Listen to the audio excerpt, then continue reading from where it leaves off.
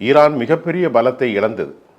30 விஞ்ஞானிகளும் இறந்து 40 பிரிகேடியர்கள் தளபதிகள் எல்லாரும் அழிந்து போனார்கள் உளவாளிகள் விளையாட. ஈரானுடைய ரேடார் முழுவதும் நாசம் செய்யப்பட்டது. இஸ்பஹான், பரதோன், நட்டான்ஸ் போன்ற இடங்களில் குண்டை போட்டாங்க. B2 பர்ட்ஸை யூஸ் பண்ணாங்க டியூகோ கார்ட்சியிலேருந்து. அப்போ அமெரிக்கா ஏற்கனவே போரை நடத்தி முடித்து விட்டது. இஸ்ரேல் போரை நடத்தி முடித்தாச்சு, ஈரான் போரை நடத்தியாச்சு. இதுதான் நடந்து முடிஞ்சது. ஏற்கே புரோக்கரேஜ் அடிப்படையில் ஒமனுடைய அடிப்படையிலும் பேச்சுவார்த்தை பஹ்ரைனும் உள்ளே ஈடுபட்டு பேச்சுவார்த்தையும் முடிந்தது. அமிக்கபிள் ரிகான்சிலேஷன் அந்த பேச்சுவார்த்தை நடந்து முடிந்தது. போரையும் செய்து முடித்தாச்சு.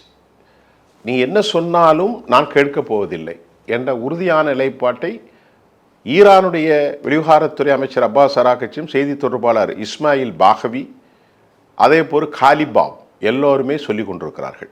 சில பெயர்கள் சொல்லாவிட்டாலும் அதை பொதுவாக அநேகமாக ஈரானுடைய இராணுவ தலைமை. அமெரிக்காவுடைய அருமதா வந்துவிட்டது. ஆயிரக்கணக்கான பேர் நம்முடைய ஆகாயம் இதில் இந்த யூடியூபரில் பார்த்துருக்குறாங்க. ஆகாயம் அருமதா என்றால் என்ன, அருமதாவில் என்னெல்லாம் இருக்குன்னு. அமெரிக்காவில் அவ்வளோ வல்லமை உண்டு.